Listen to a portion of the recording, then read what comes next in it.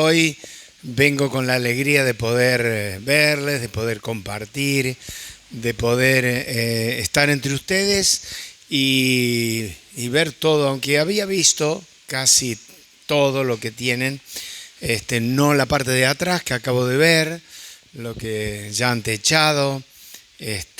Bueno, le contaba a Susana cuando en el 2002, 2003, vino el tornado y se llevó todo. El techo estaba a la altura del piso, el auto del vecino estaba arriba del techo.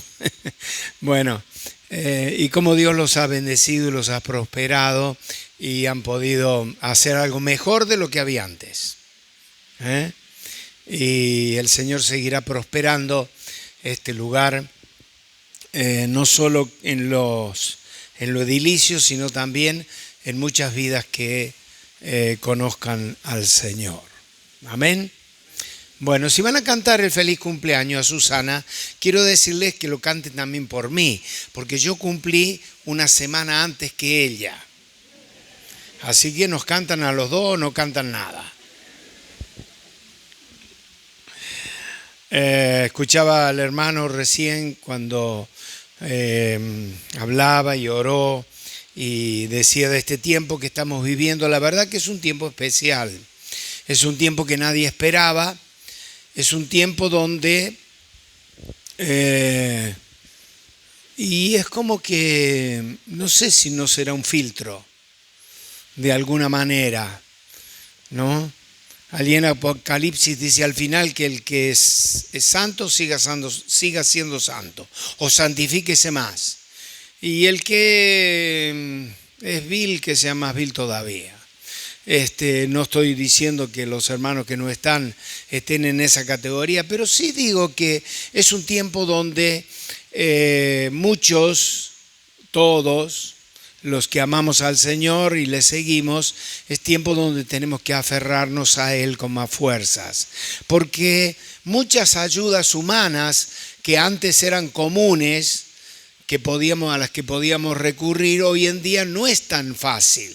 No sé cómo han tenido ustedes este tiempo, reuniones y por Zoom, por WhatsApp, pero llega un momento en que casi que todos estamos medio hastiados, ¿no? Y ya casi el Zoom, Así que cuando volvieron las reuniones presenciales, para muchos fue una alegría, aunque las personas mayores como yo tenemos que cuidarnos un poco más y tener los recaudos para evitar contagiarnos, porque a esta edad es peligroso. Pero bueno, es un tiempo diferente. No sabemos lo que vendrá. Nadie sabe.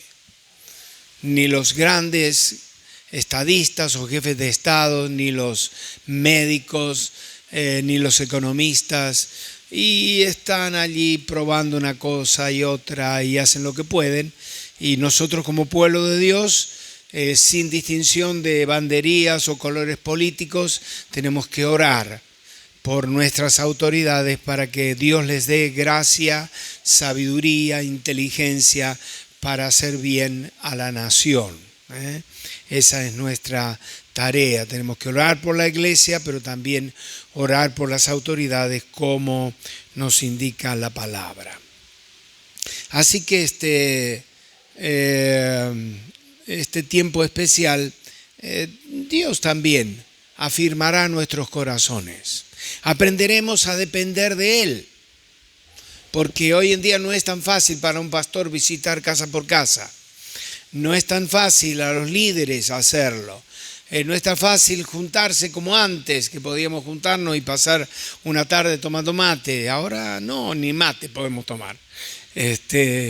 Así que es un tiempo para aferrarnos del Señor con todas nuestras fuerzas, aprender a depender de Él, dejarnos guiar por el Espíritu Santo, leer la palabra, ser fieles y permanecer, y Dios nos va a fortalecer, nos va a cuidar y nos va a llevar adelante. Amén. ¿Cuánto tiempo durará esto? Nadie sabe. Pero cuando terminemos esto, que algún día terminará, y volvamos a algún tipo de normalidad, quizás diferente a la que hemos vivido un tiempo atrás, estemos firmes en el Señor. Como dice la palabra, nosotros no somos de los que retroceden, sino de los que tienen fe.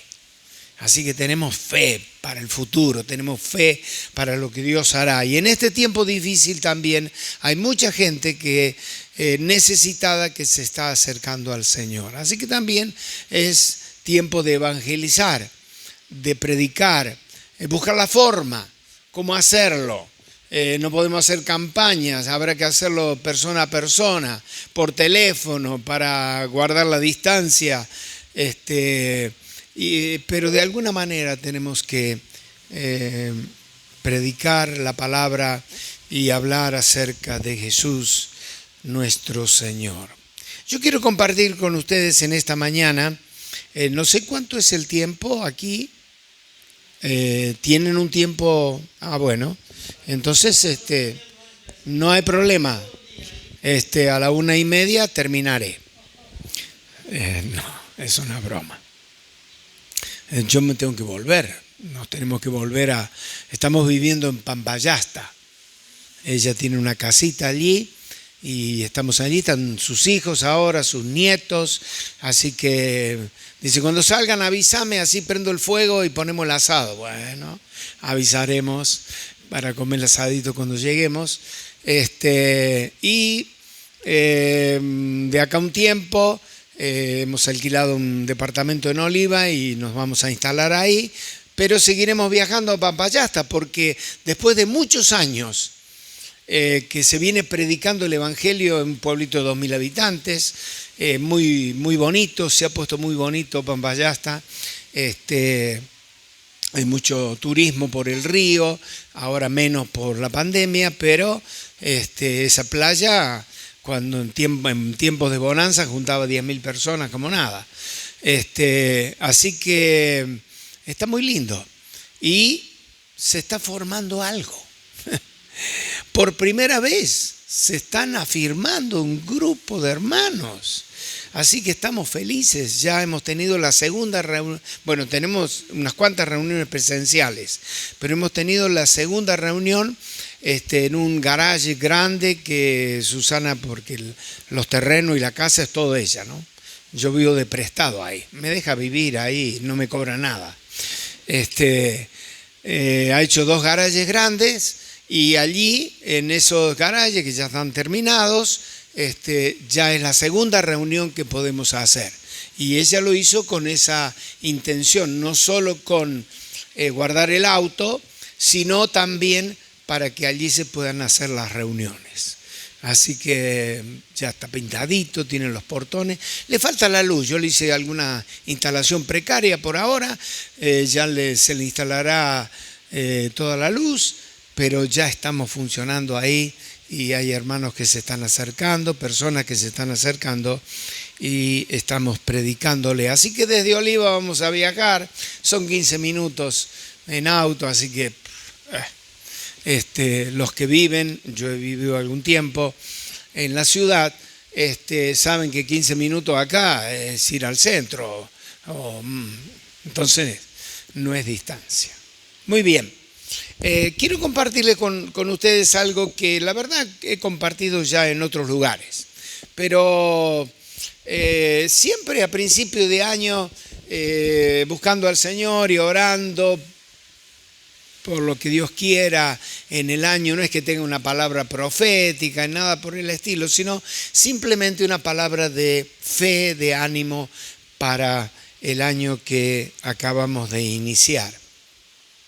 Y quiero leer junto con ustedes en Josué capítulo 3.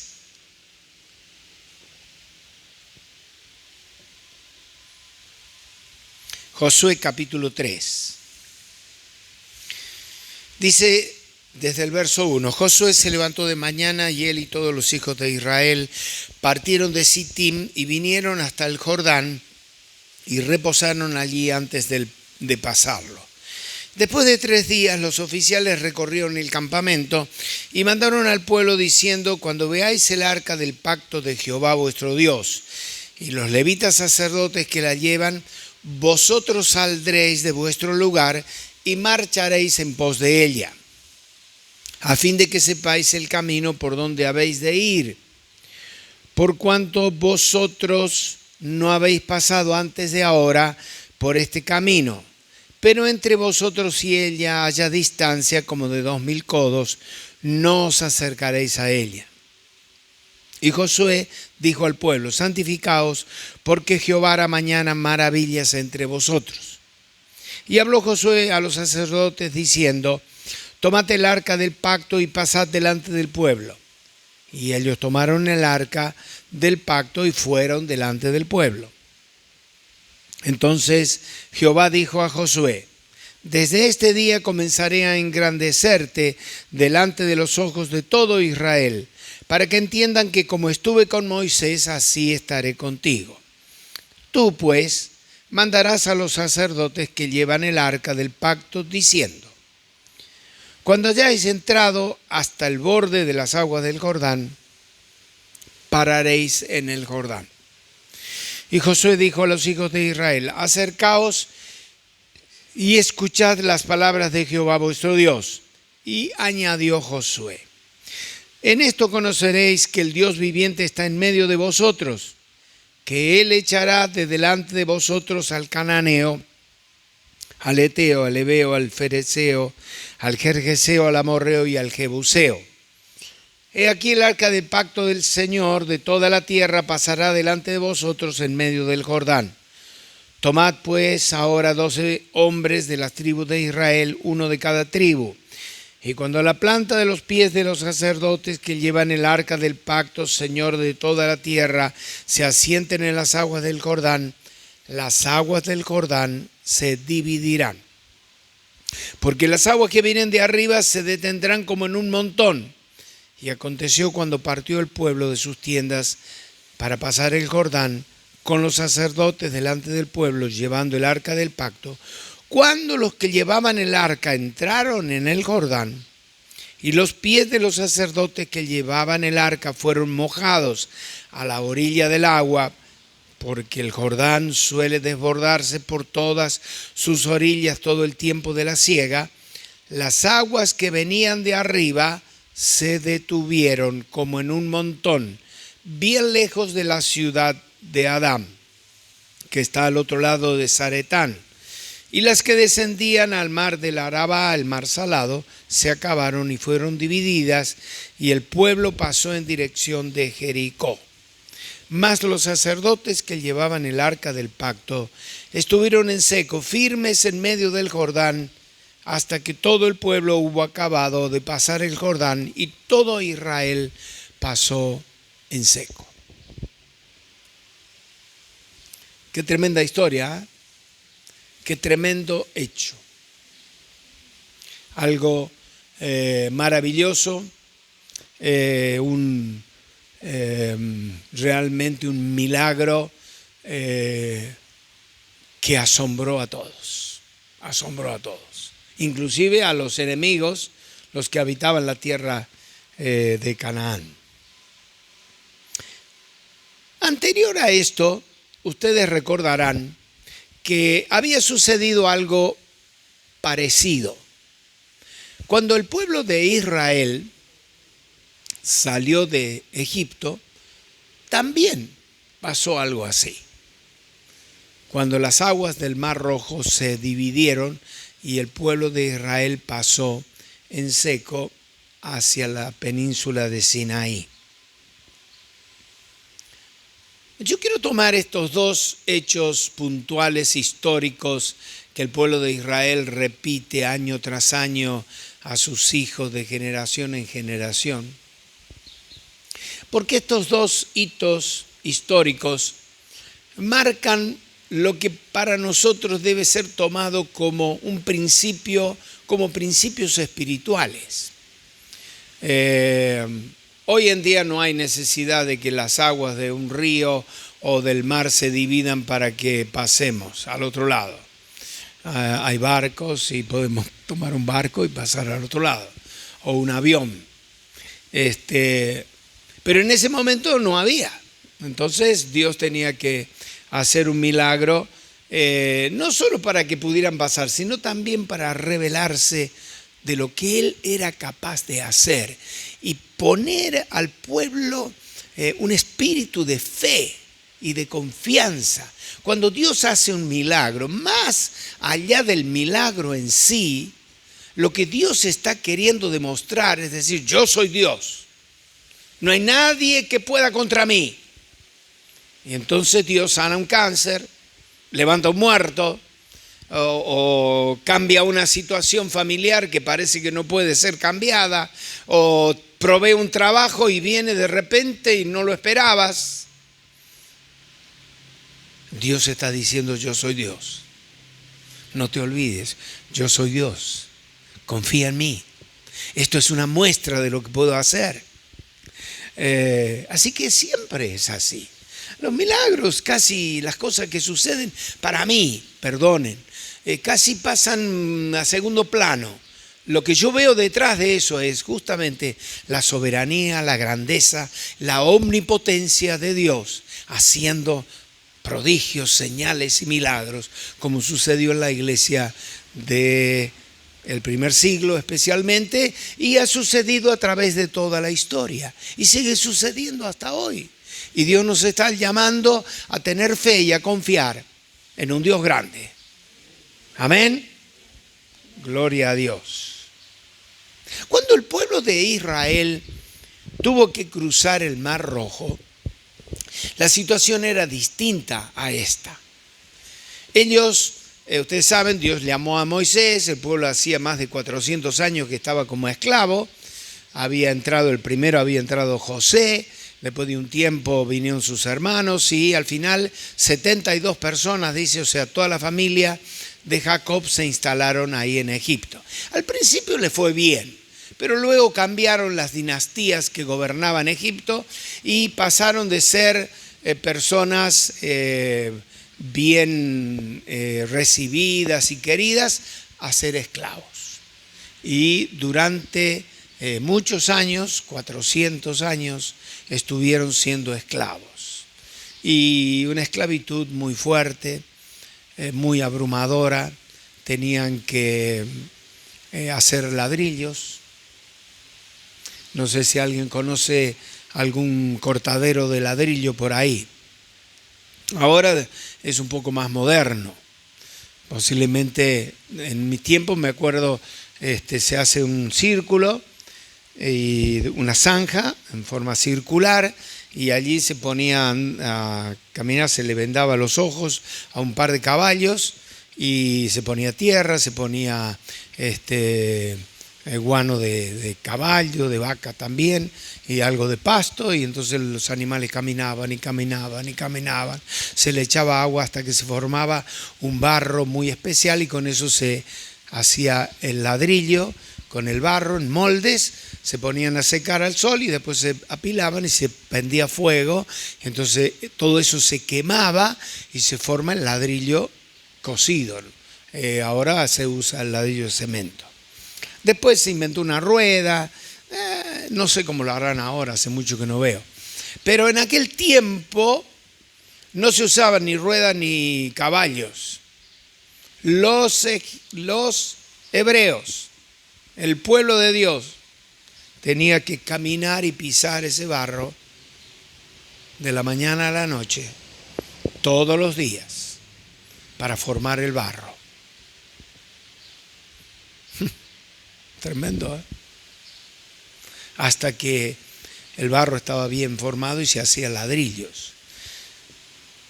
Recuerdo el testimonio, algo muy tétrico, de cómo los cristianos han sufrido a través de toda la vida.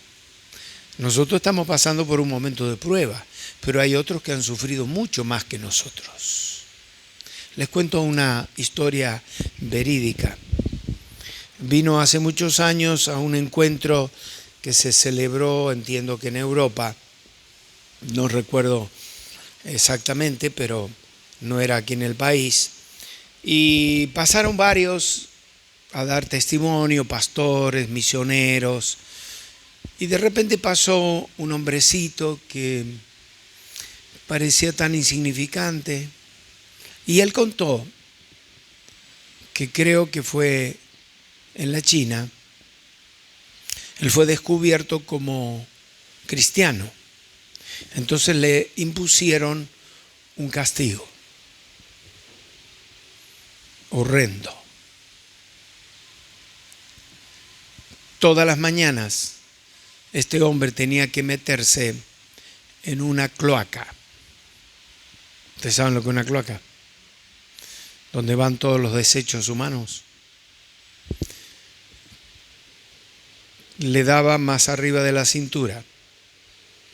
Y él tenía que moverse dentro de esa cloaca para que todo el excremento se deshiciera, se hiciera líquido, y luego venían otros hombres y sacaban con baldes y los arrojaban para fertilizar los campos. Después que él fue liberado, pasaron varios años hasta que quedó libre su cuerpo del olor, porque todo eso se había penetrado en su cuerpo. Cuando este hombre contó este testimonio, todos los presentes, yo no estaba, todos los presentes lloraban. Porque él decía que mientras hacía eso, cantaba al Señor. Los himnos que había aprendido desde niño, adoraba al Señor mientras hacía eso tan terrible. Pienso en el pueblo de Israel, sufriendo durante tantos años bajo el yugo del faraón. Y un día, soberanamente, Dios decidió liberarlos y conducirlos a una tierra que él había prometido a su antepasado Abraham.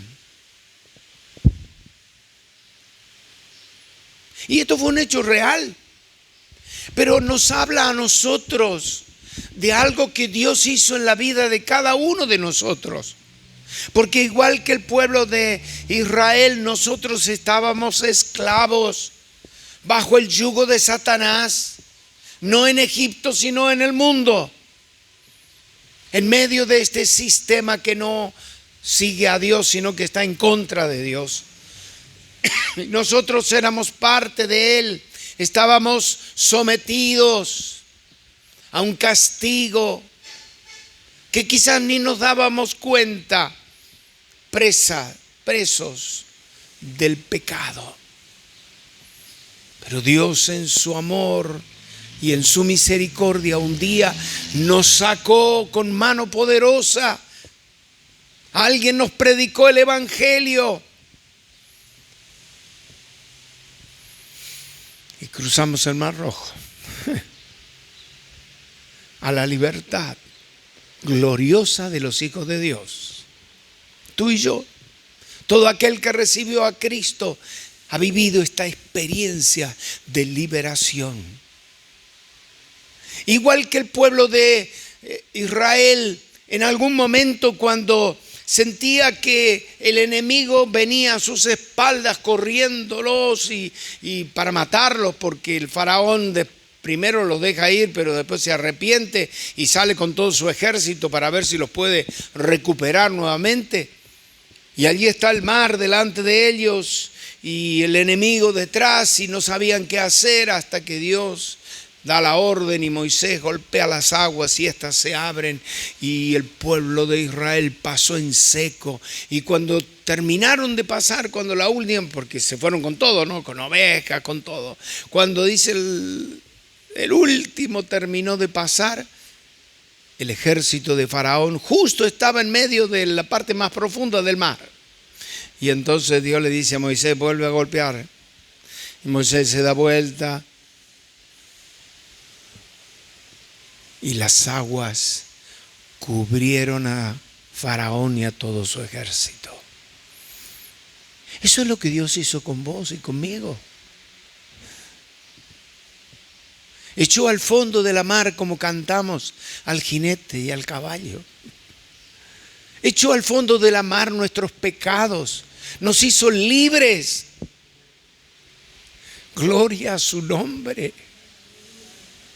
Y nos lleva como llevó al pueblo de Israel camino a la tierra prometida. Y hacia allá vamos. Hacia allá vamos. Es la gran experiencia de la salvación. Gloria a Dios. Si alguien no ha dado ese paso todavía, délo ahora. En este momento pida perdón por sus pecados. Permita que Cristo entre a morar en su vida, que el Espíritu Santo le llene, que sus pecados sean perdonados, que pueda cortar definitivamente con el pasado. Y Satanás y todo el pecado que nos asediaba va a quedar sepultado, como dice la palabra, en el fondo del mar. Esa es la experiencia más maravillosa que un hombre, que una mujer, no importa la edad que tenga, puede experimentar. Porque tiene que ver con la eternidad. Porque desde allí hasta la eternidad nos paramos. Bendito sea su nombre. Somos salvos ahora y por toda la eternidad. Gloria a su nombre. Pero está este hecho ahora. Pasan los años, no quiero abundar en esto porque se haría muy largo, pero ustedes conocen la historia, algunos más, otros menos, que durante 40 años vagaron en el desierto, no por voluntad de Dios, sino por ellos. Porque Dios quería en un año, año y medio más o menos, estaban listos para entrar a la tierra prometida.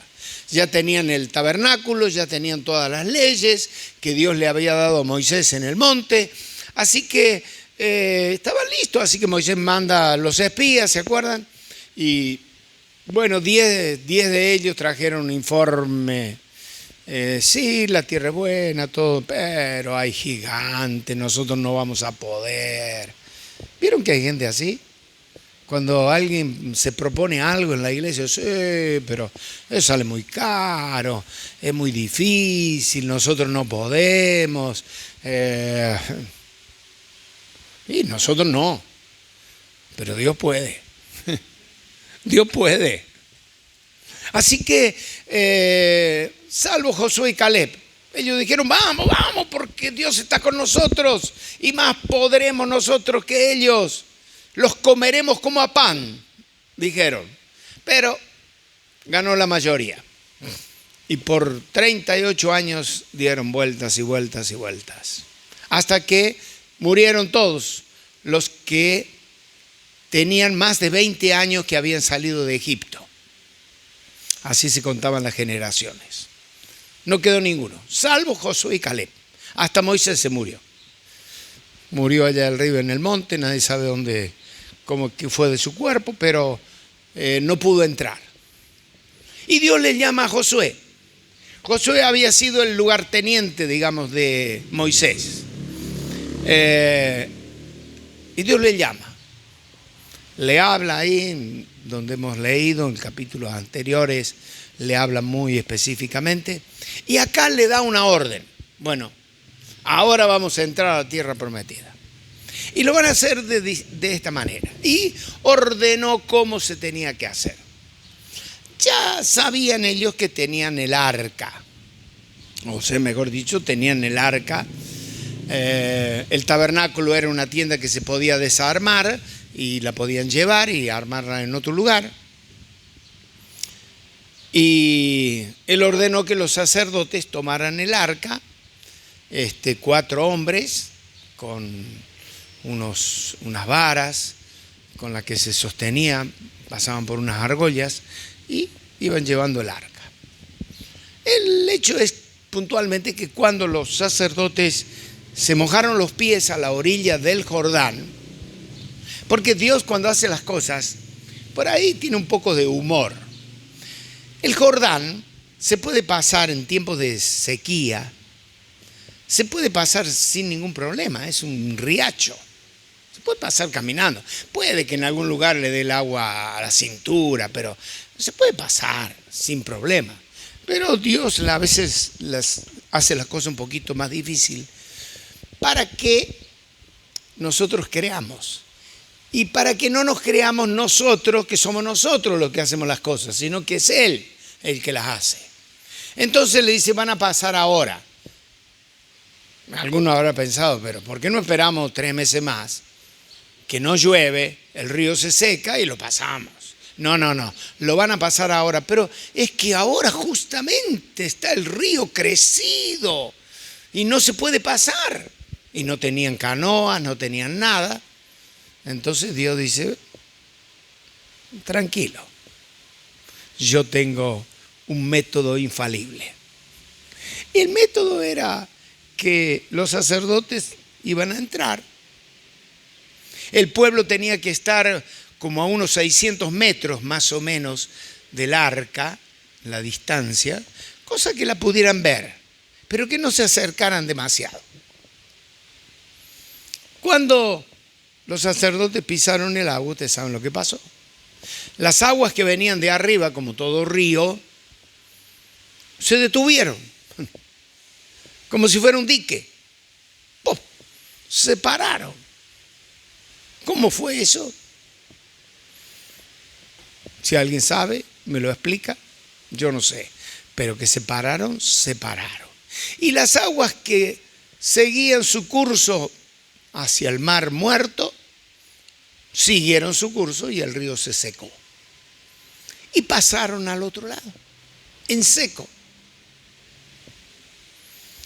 Toman a 12 hombres para que cada hombre luego tome cada uno una piedra, cruzan al otro lado, y levantan un altar como testimonio de que allí, en ese lugar, Dios hizo un milagro. Para que no se olvidaran, no por nosotros, sino por las generaciones que vienen. Y esto nos habla a nosotros de que cada vez que Dios hace algo, nosotros tenemos que hacer algo también, para que eso no se olvide. Tenemos que dar testimonio, tenemos que levantar un monolito. No digo que estemos levantando, poniendo montones de piedra, pero espiritualmente hablando, nosotros tenemos que marcar ese hito en nuestra historia espiritual con el Señor, para que nuestros hijos, nuestros nietos, sepan que el Dios a quien yo sigo hizo esto una vez hace años.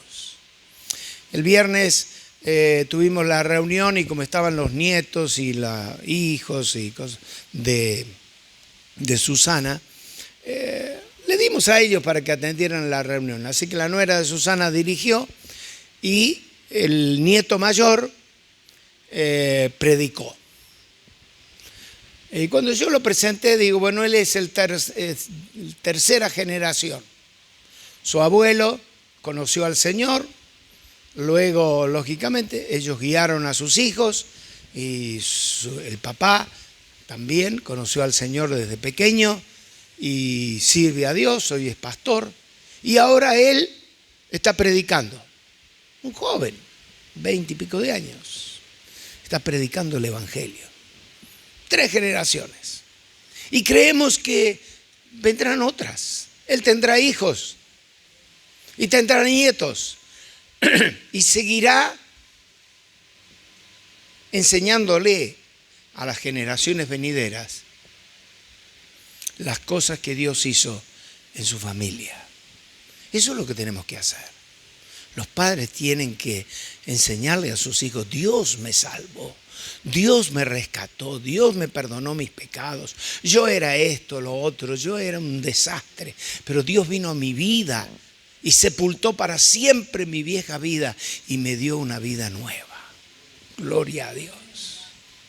Algunos toman el paso del Jordán como la experiencia del bautismo en agua. Puede ser, y si alguien lo interpreta así, está bien. Porque después de creer, lo que viene es bautizarse en agua. Si alguien no está bautizado en agua, tiene que hacerlo. Creo que acá hay un bautisterio, ¿no? Sí, bueno, y ahora hace calor, se echa un poco de agua y se bautiza, listo. No es cualquier cosa el bautismo, ¿eh? El bautismo es que alguien se muere ahí. Se muere.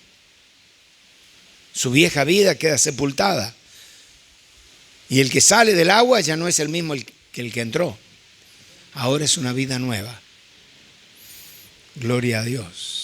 Y después viene la llenura del Espíritu también, que puede ser antes también. A veces Dios dice, no, lo voy a bautizar en el Espíritu antes que se bautice en agua. Bueno, es cosa de Dios. No hay. El orden de los factores no altera el producto. Así que ningún problema. Pero el bautismo en agua es una decisión que uno tiene que tomar.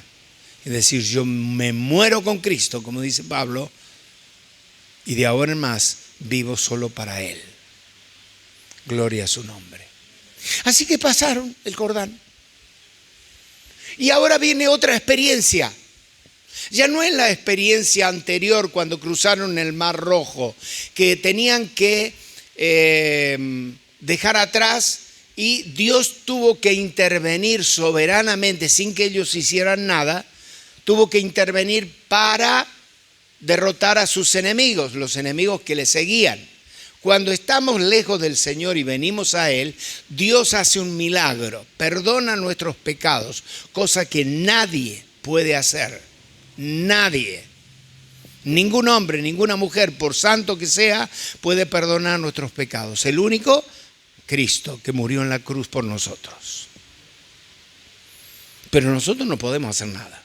Pero si tenemos fe, Dios nos perdona. Y nos libra de nuestros enemigos, de Satanás y todas sus huestes. Así que nadie tenga temor. Satanás está derrotado.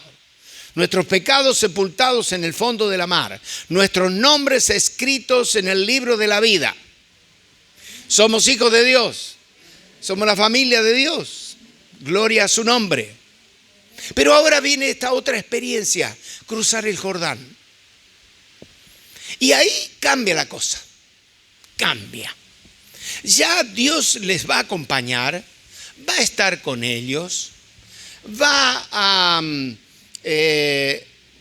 dignificar, para usar alguna palabra, a Josué, para que todos le reconozcan como el líder que iba a conducir a su pueblo durante estos años de batalla, que duraron 7 hasta que pudieron repartir la tierra según las tribus. Pero la tierra estaba habitada por pueblos paganos. Dios los había dejado ahí. ¿Con la finalidad de qué? De que construyeran casas, de que sembraran los campos, de que criaran animales, que cuidaran la tierra para que no se metieran las alimañas, los animales que destrozan las cosas. Así que cuando entraron justo en el tiempo de la cosecha. Porque es interesante que después que cruzan el Jordán, los israelitas ven el trigo por primera vez. Lo habían visto, o posiblemente sus padres y sus abuelos le habrían contado del trigo de Egipto, que era muy famoso. Pero ellos nunca vieron trigo. En el desierto nadie siembra. Pero ahora había trigo. Así que empezaron a cortar espigas y a comer trigo. Y cuando empezaron a comer trigo, el maná que había caído durante 40 años, a la otra mañana se levantaron a buscar maná y no hay maná.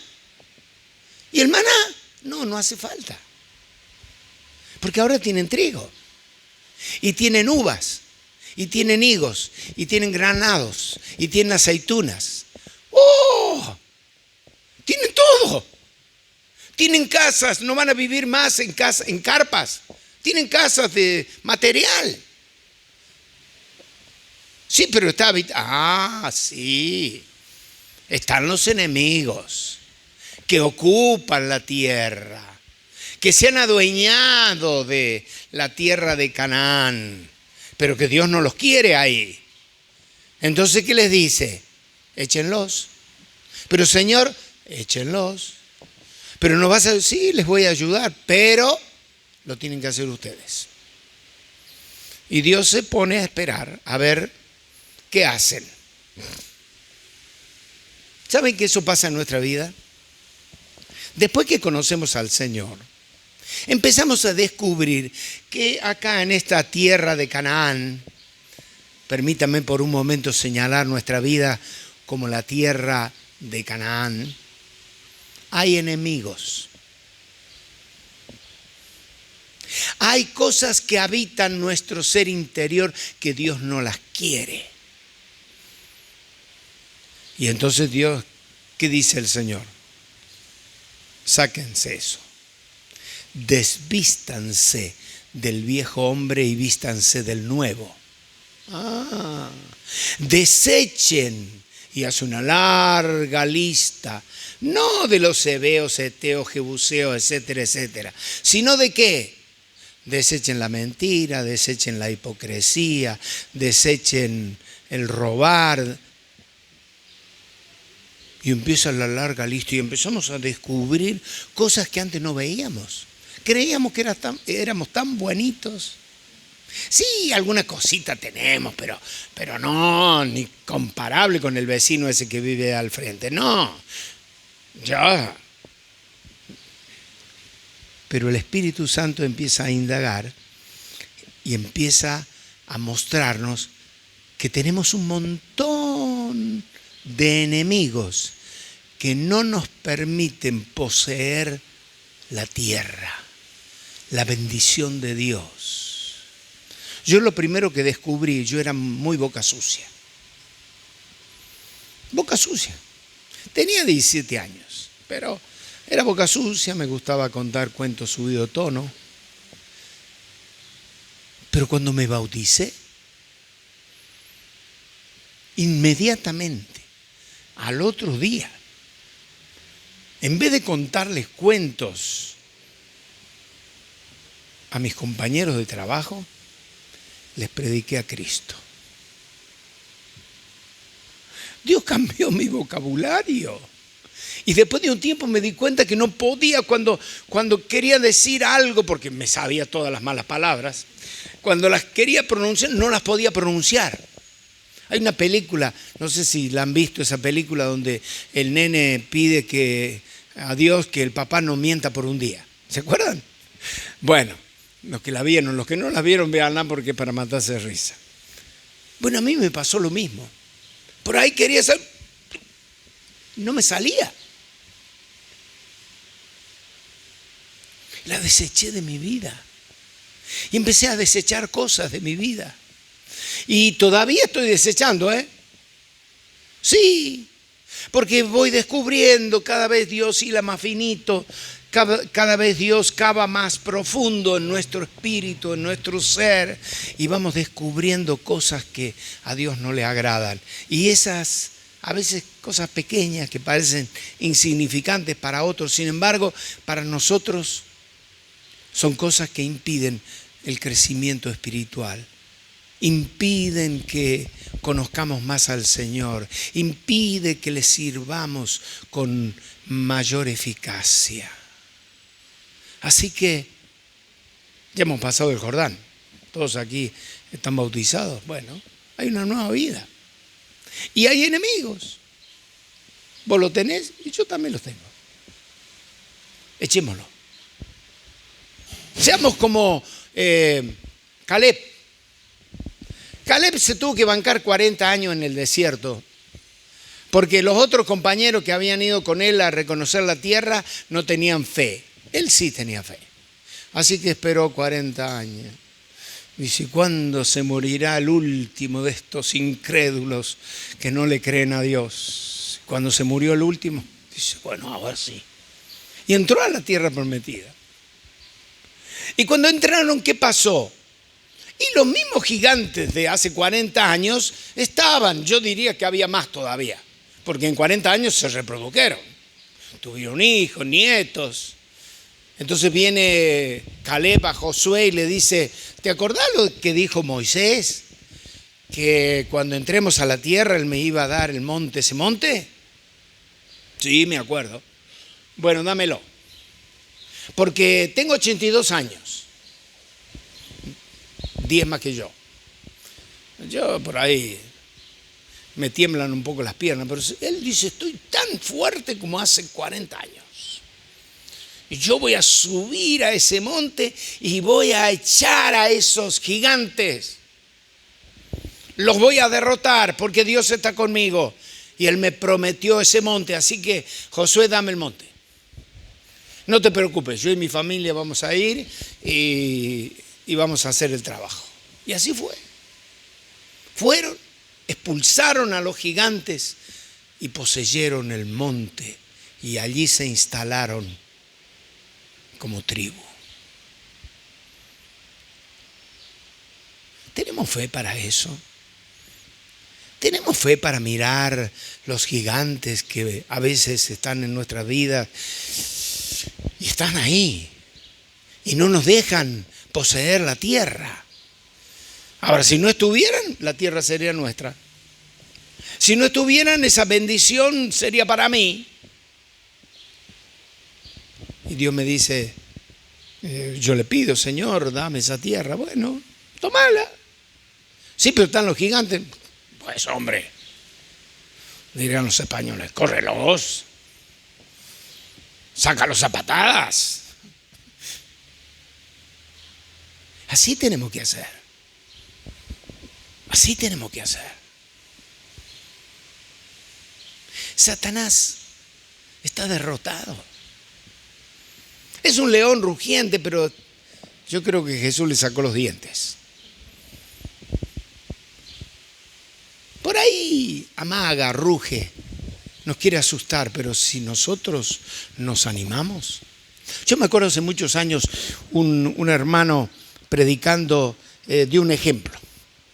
Dice, cuando era chico acompañaba a su papá vendía leche en aquellos, hace muchos años, cuando se vendía la leche en carrito, se iba con la vaca directamente y ordeñaban ahí y le daban la leche a la gente.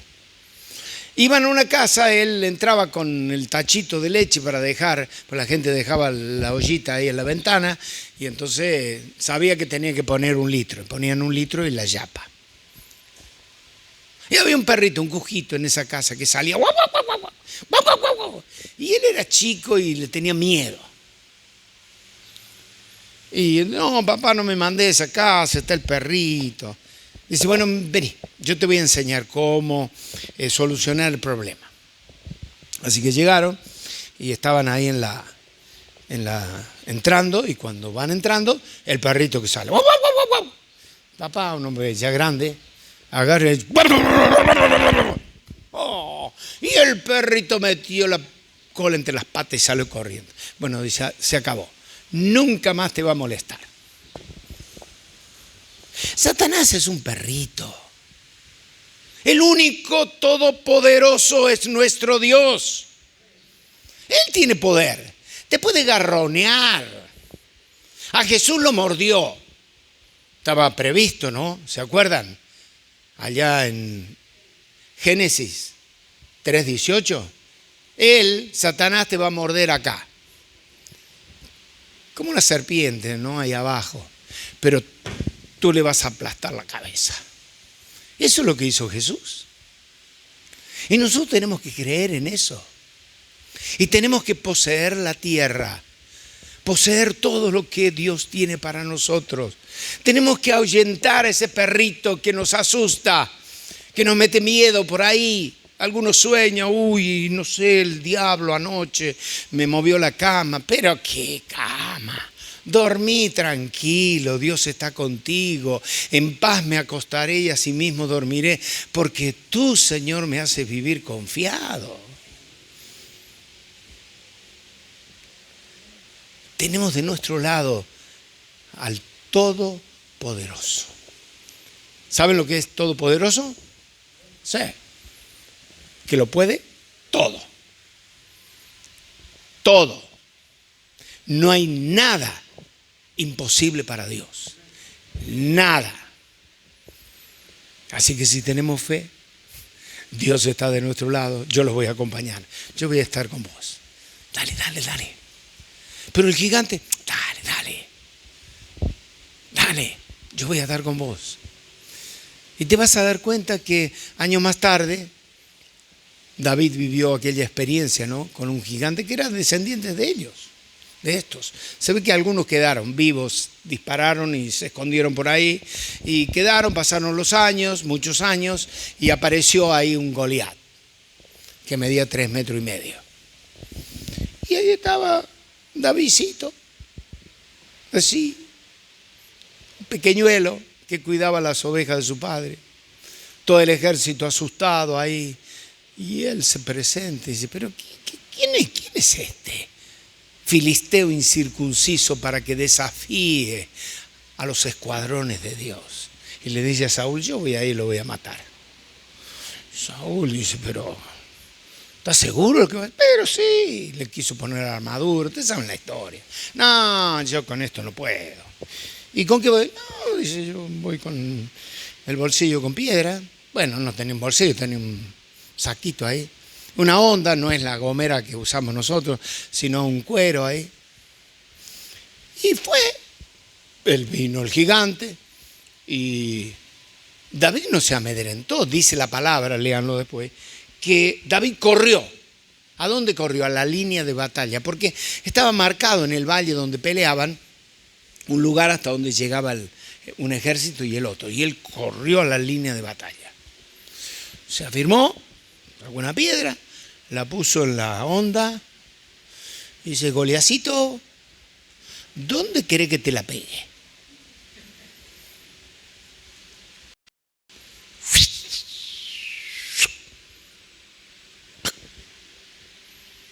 Salió corriendo, le sacó la espada y le cortó la cabeza.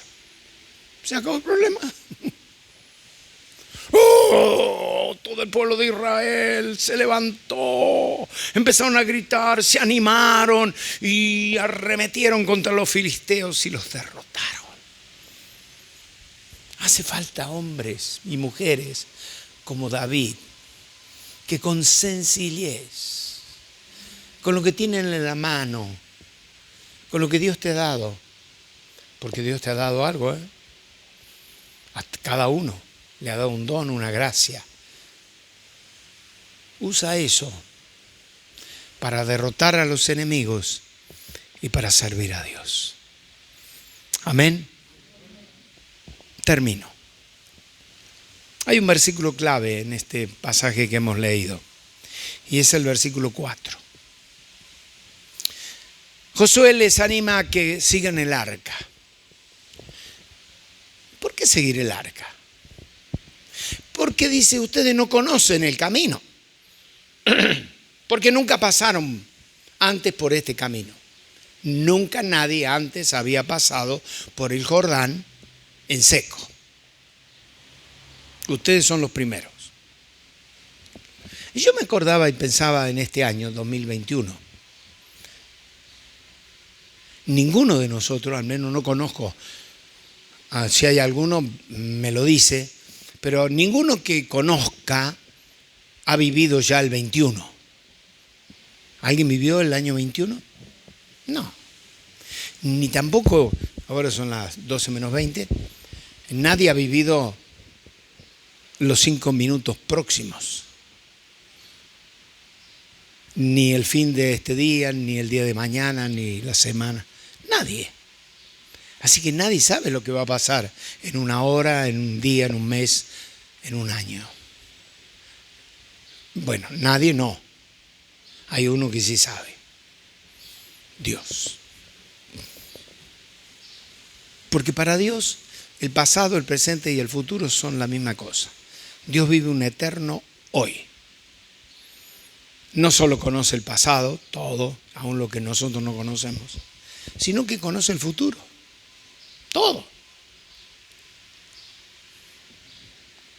Y como Él conoce el futuro de todos y de cada uno, Él quiere guiarnos.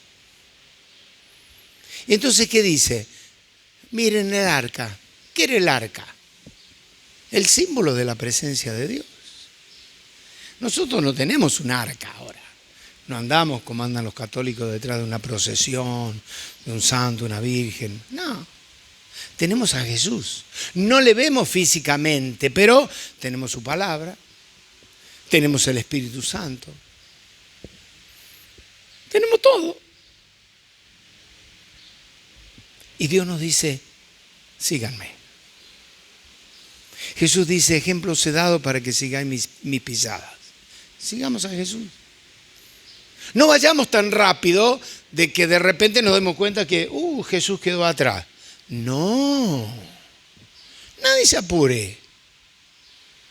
Tome cierta distancia, la suficiente como para no adelantarse y hacer cosas por nuestra cuenta, cosa que a veces hacemos, ni tampoco distanciarnos tanto, quedarnos y nos vamos quedando un poco y cada vez un poco más hasta que perdemos a Jesús de vista y buscamos la huella y se borró y ¿por dónde voy ahora? Y nos desorientamos.